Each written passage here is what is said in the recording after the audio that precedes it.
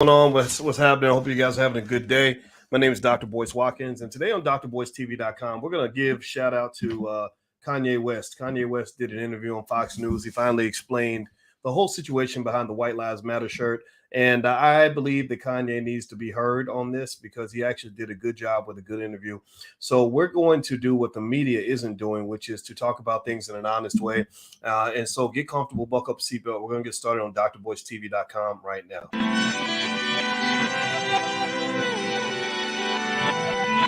Here we are, clan the isms, cataclysm, great. Our people out here struggling, trying to make it in this state. Everybody out here doing it, but we the ones who late. Now family, we the ones who gotta delegate. Get that money in the power, never be fake. Stick to co-sign for 3. What did he say?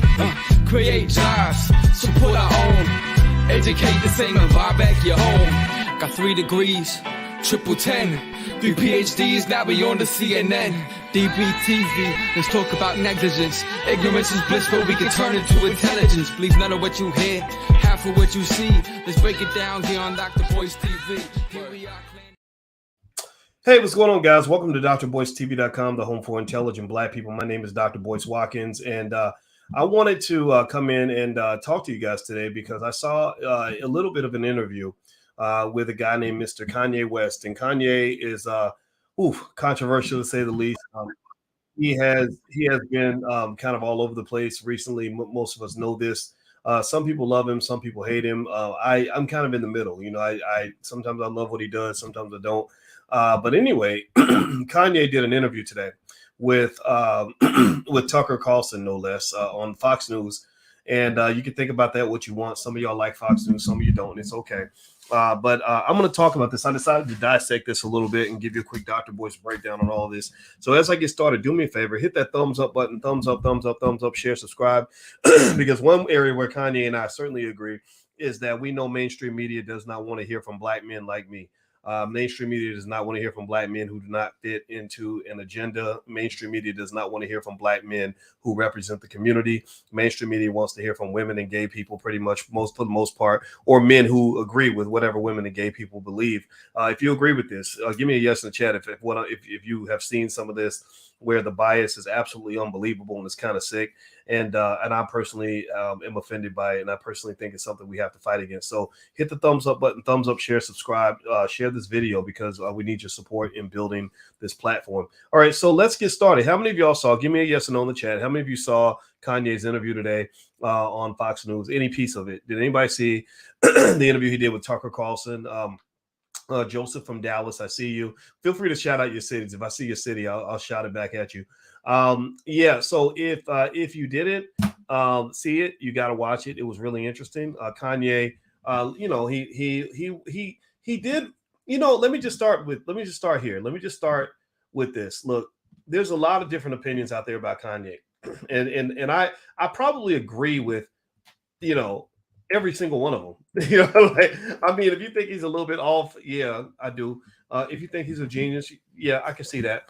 If you think he's extreme, yeah, I see that too. If you think he's brilliant, yeah, I see that. You know, and so what I really liked about this interview, here's the first thing I'm going to say. I'm going to start the conversation here.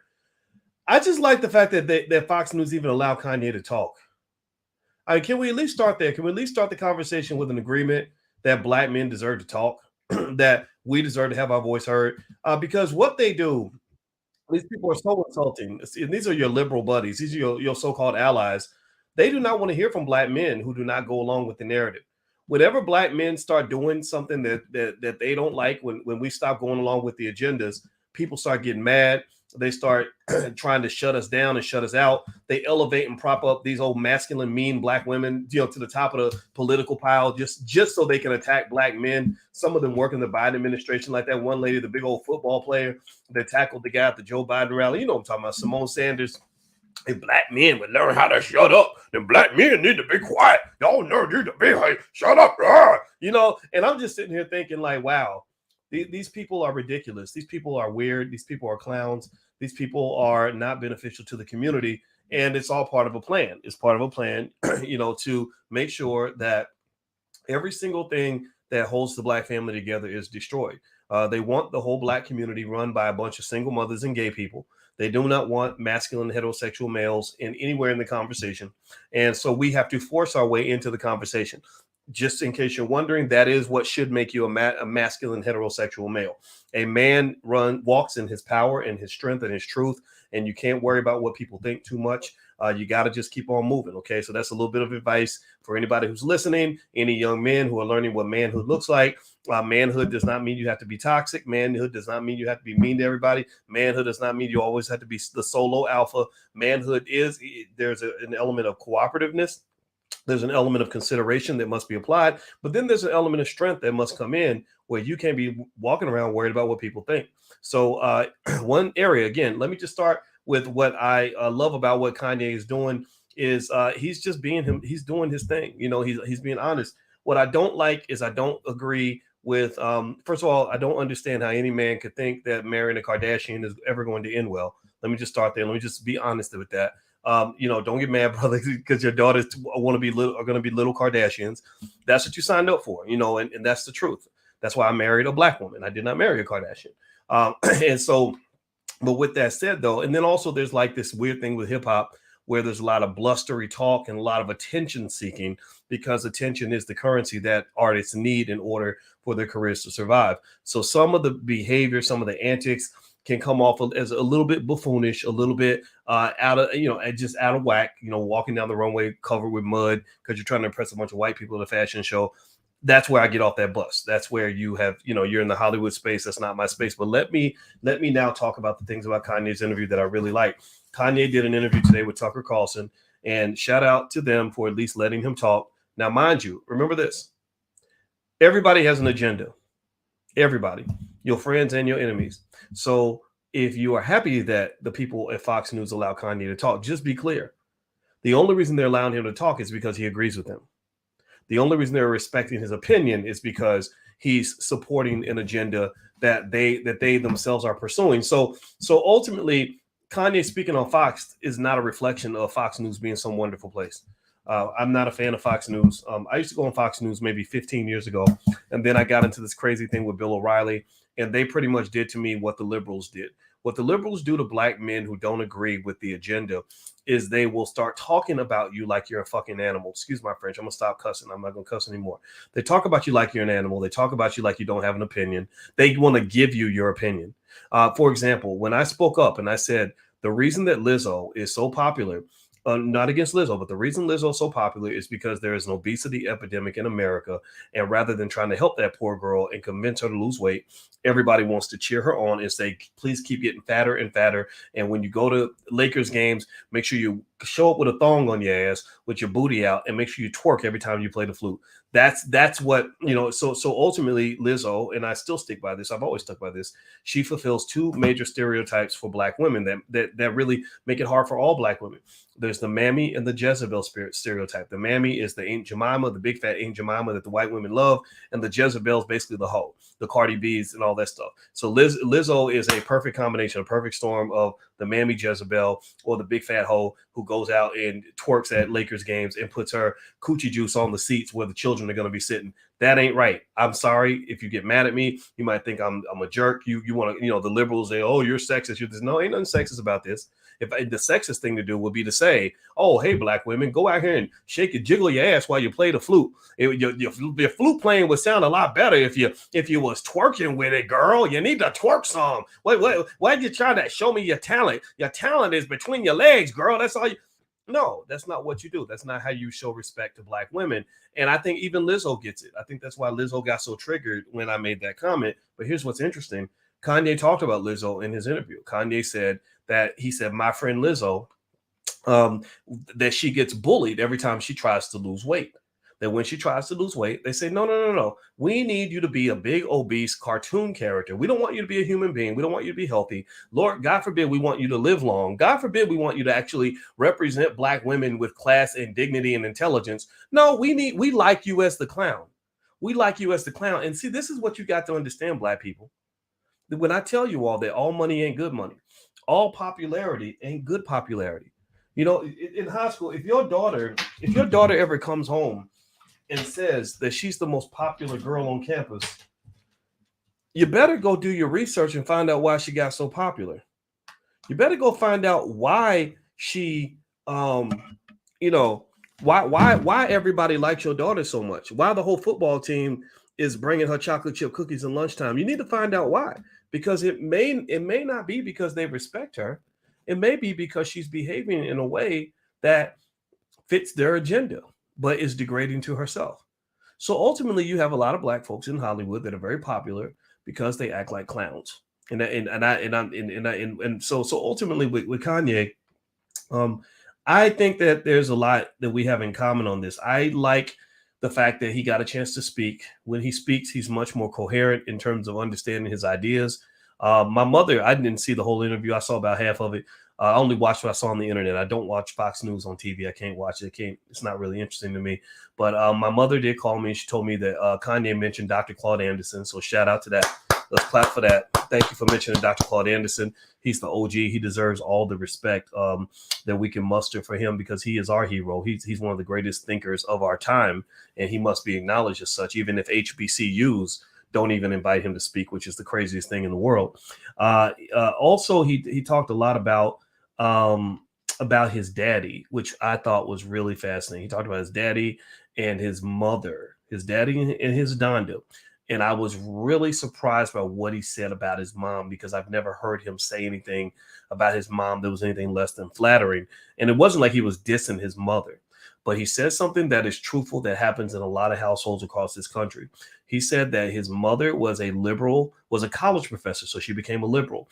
That means he's in tune with this very basic idea that I've told you guys about. Remember, you guys know I was on the faculty of Syracuse University 13 years. Many universities are indoctrination factories for white liberal agendas. If you are not a liberal, you're not welcome in Hollywood, and you're also not welcome in academia typically. So liberal ideas, for example, if you even dare to say you're pro-life versus pro-choice, you're going to get problems with this. If you dare to question anything with the LGBT agenda, they're going to come at you. I knew a young black woman, brilliant young black woman from Texas, who was in theater, and she went to Columbia University, which is very, very liberal. That's where Barack Obama went to school. And she wanted to do a play, and she did a play that told her story. Her story was that her father, I think I get a sense that her father had been sleeping with a man behind his mother's back and had contracted an STD, and a serious one, if you know, you can use your imagination, and passed it to his mother. So she comes in and she writes this script and says, "This is what I want to do." And she said that she got attacked because it's homophobic and this, that, and the other. She said, "How's it homophobic if it's my story?" Well, I'm a black woman, and I do have a concern about men sleeping with men and then coming to sleep with me. And that is her right to have that feeling. But they told her that it was homophobic. And that reminded me, I don't know if any of y'all saw this. Any of y'all see this? Give me a yes in the chat if you saw this, where with the Netflix documentary on Jeffrey Dahmer, they originally labeled it as LGBT. And then they took the label off because they said, no, we don't want you to think that somebody in this community would do something that bad, that terrible. So they took the label off. I don't know if y'all saw that. So anyway, it's with Kanye, he mentioned that his mother, Donda, was a college professor, and that she was heavily indoctrinated into liberal ideas. One that he seemed to insinuate is that this idea that by taking your child away from the father, you're making the child's life a better place and all this other stuff. And Kanye said he asked his dad, he said, they took me away and they took me to the south side of Chicago. Like he said, it was like they wanted to kill me. You're suddenly in the middle of violence and gangs and guns and death and trauma. And he said, "Why didn't you come get us? Why didn't you come save us?" And his father told him the truth. And this is the truth. Give me a yes if you've seen any examples like this. His father said, I was told that if I came up there to get you, that I would never be able to see you again. She threatened that I would never get to see my son again. And so Kanye talked a lot about his father. And I thought that was fascinating for him to do that. And so as much as Kanye's behavior sometimes is out of pocket and out of control way too much, I like the idea that we're reminded that fathers should have a voice. Because here's the deal. The liberals, unfortunately, I used to be liberal. I'm not liberal anymore. I can't do it. They are so racist in at least one sense. When they get mad at a black man, they won't even want to hear what he has to say. And I know this. I've been through this. When I made that comment on the Lizzo thing, all these white media outlets were talking about me, like hundreds and hundreds of them were like, this sexist professor gets slammed by Lizzo for fat shaming, right? Standard liberal terminology. They like to invent words. And not one single time out of all these hundreds of publications, these so-called journalists, not one of them called to say, well, what did you mean by that? What were you really trying to say? Not one. And this right there reveals the bias that exists there, the racism that exists. How in the hell? I'm smarter than I learned. I knew more by the age of 25 than you'll ever know your whole entire life. I've been teaching college students for 3 years by the age of 25. You don't think that there was some thought behind what I said? You're really trying to just discount and dehumanize everything I said as if I'm just some misguided idiot who needs to be sent to a re-education camp? Is that what you're saying? Because that's what propaganda oriented people do. That's what they do in Russia and North Korea. If you don't go along with the company line and repeat what they want you to say, they will send you to a re-education camp because clearly you did not get the message and get the agenda. So I like the fact that Kanye is fighting against the agenda. I think that what he's doing is good in that regard. He also talked about his wife, Kim, being 40-something years old and, the mother of 4 Black children and having to put her ass out on magazines. And we don't talk about how weird and how degrading that is, how crazy that is. But then again, remember, she's a Kardashian. That's what they do. They inject their booties and then they pop them out so everybody can see it. And then they make $1 billion. I have no idea how that formula works. But so that's up to Kanye. He has to kind of confront and deal with that, in my opinion. He also mentioned that he said something about abort. He had a picture of a fetus on his chest, and he talked about all the Black babies that are aborted. And I thought that was great. I said, wow, that's so good that you're talking about this. Because one thing that's really interesting to me, and I'm not trying to tell anybody what their opinion should be on a pro-choice or pro-life. That's your right. But I don't understand why there's so much pressure on people to be forced to become comfortable with the idea of killing of aborting and killing a baby. I just can't vibe with that concept.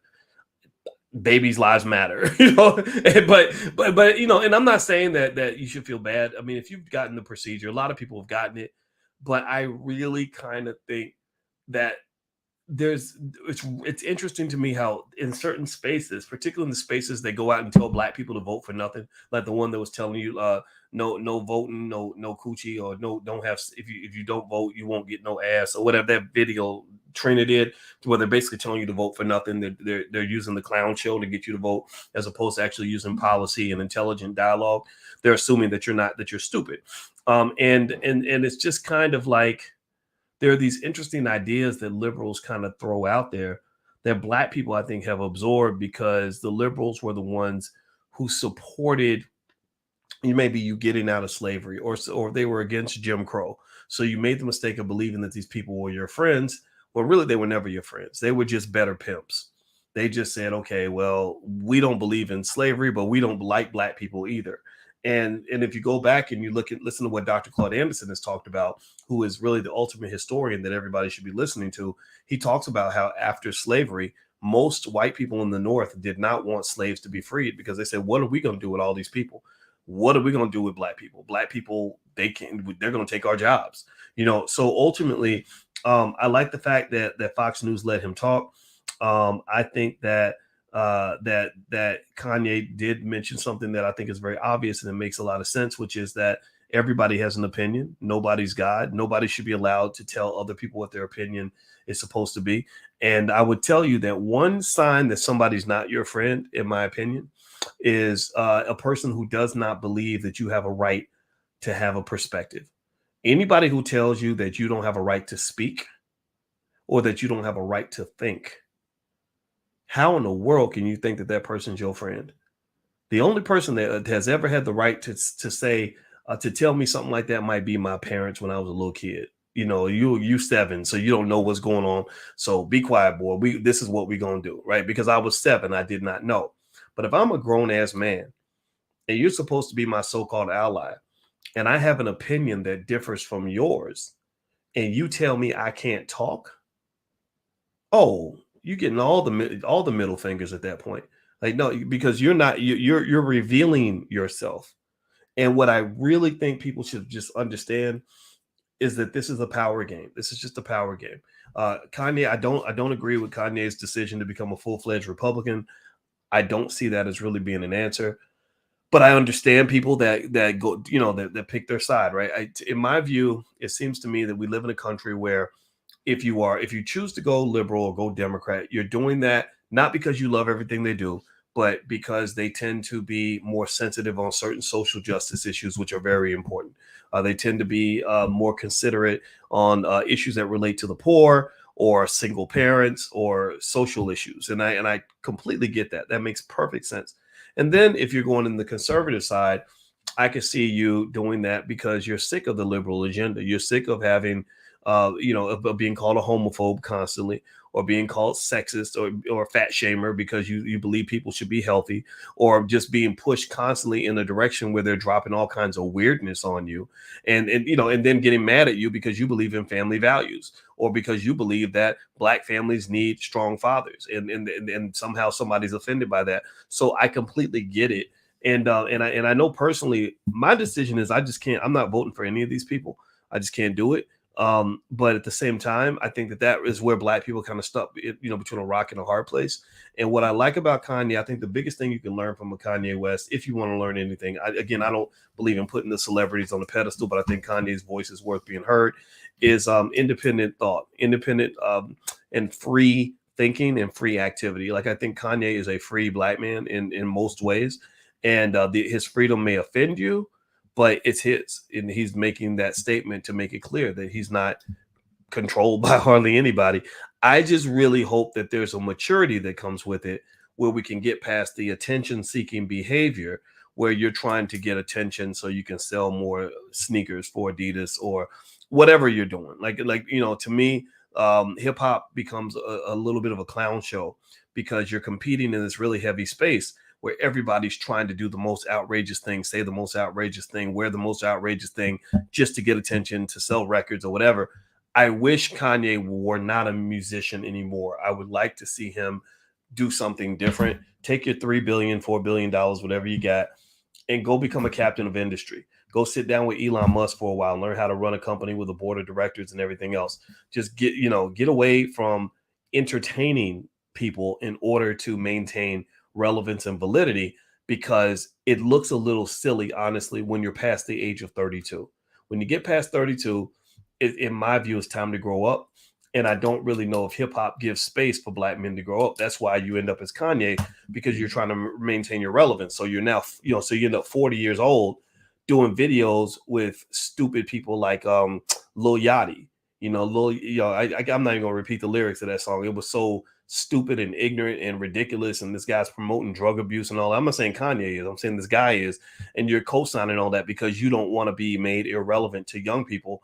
Well, no, there's a point where I think it's okay for you to become the respected, intelligent elder who's going to say some things that young people may not agree with, but you're challenging them to actually grow and evolve. We need Black men to grow up. We need Black men to grow up.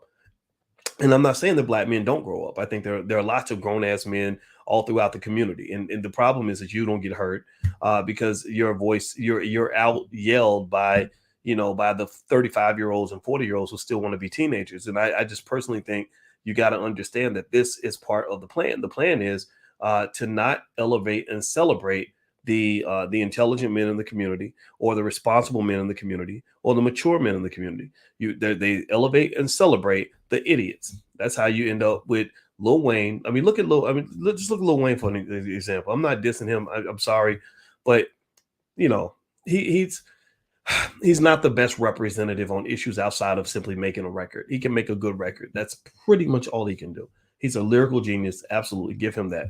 But he's not a guy that they need to be asking about any political issue whatsoever, because he's not going to be able to give a good answer, because that's not his lane. People need to play in their lane. You don't see me out here trying to be a 51-year-old rapper. I'm not trying to do that. So ultimately, I just personally think, I think that's what happens. Your community's put into a box. One day, go to YouTube, and I want you to go scroll through YouTube shorts. And I want you to notice how every time you see a Black man on the screen, I want you to count how many times that Black man is either a rapper or an athlete. And I want you to count that, or comedian, rapper, athlete, or comedian. Those are the three things that white people will let black men do. You could be, in terms of being famous and rich, you got to either play a sport or bust a rap and fulfill stereotype, or just be a clown. If you're a clown, then you're good. You're safe. We're not scared of you. Whatever. You can beat up your own people. You can beat up your women. You can kill your own men. As long as you ain't hurting white folks, you're fine. And then I want you to look for how many black men you see that are featured on YouTube because they're actually intelligent or mature or doing something good for their families or whatever. That just doesn't really happen. It's all about the entertainment. So I personally would like to see the conversation expand beyond the entertainers and not just be one where we're looking for rappers to be black leaders, because rappers they're not equipped for that. Just like I'm not equipped to know what it means to go in the studio and make a great song. I don't know what a dope beat sounds like. People need to stay in their lanes. White people don't look to one white man to be everything to everybody. They have one white guy over here who's president, one white guy over here who's an engineer, another white guy over here who drives the bus, another white guy over here who runs the cooking show or whatever. People get different categories. They get their humanity. You don't get your humanity in America because they see you in a typecast. And then when you go outside of that typecast, then you become invisible in this country. So we have to make ourselves visible to each other. So one small example of that might be when we're paying attention to people like Dr. Claude Anderson, smart black men who have represented the black family in a very strong and conscientious and direct way for the last 40, 50 years. Why the hell do we hear more about ignorant rappers who can't spell their mama's name than we hear from black geniuses who have real solutions that will make our lives better? Why is one voice elevated over the other? I need you to really process that and know that this does not happen by accident. They want to keep you in the dark. They want to make sure you stay stuck on stupid.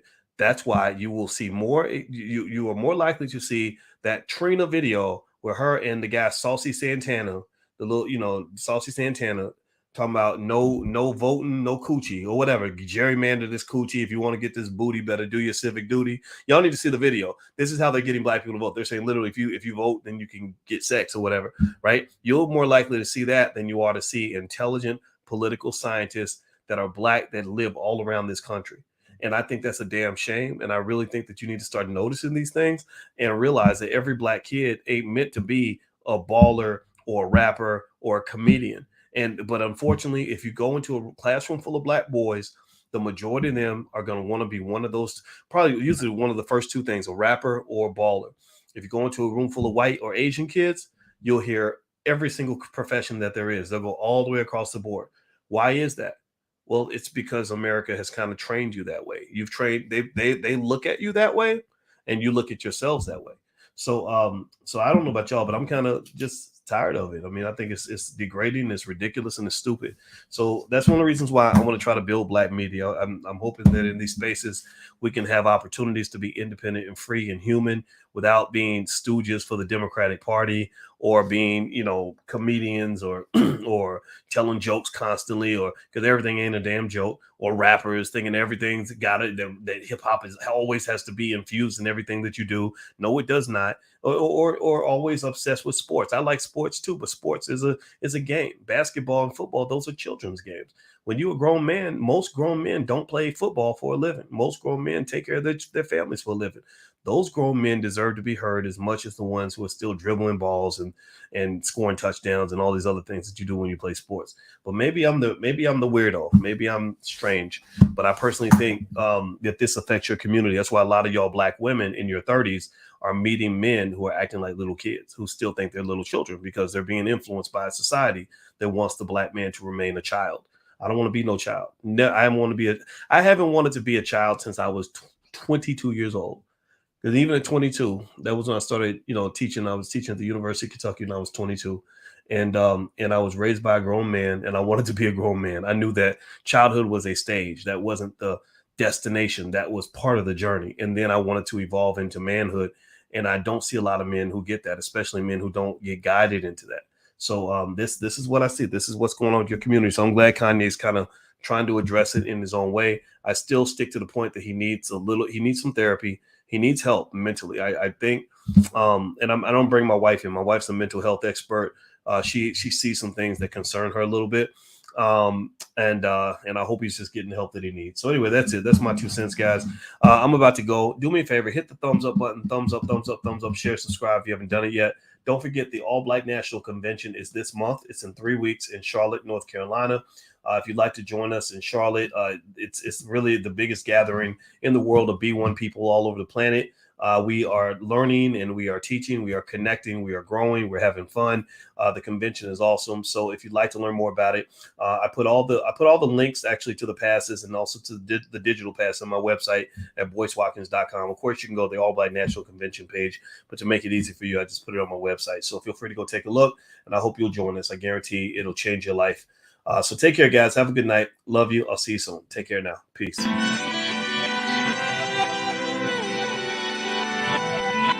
Here we are, clan the isms, cataclysm great. Our people out here struggling, trying to make it in this state. Everybody out here doing it, but we the ones who late. Now family, we the ones who gotta delegate. Get that money in the power, never be fake. Stick to cosign for 3. What did he say? Create jobs, support our own. Educate the same and buy back your home. Got 3 degrees, triple 10. 3 PhDs, now we on the CNN. DBTV, let's talk about negligence. Ignorance is bliss, but we can turn it to intelligence. Believe none of what you hear, half of what you see. Let's break it down here on Dr. Boyce TV. Here we are.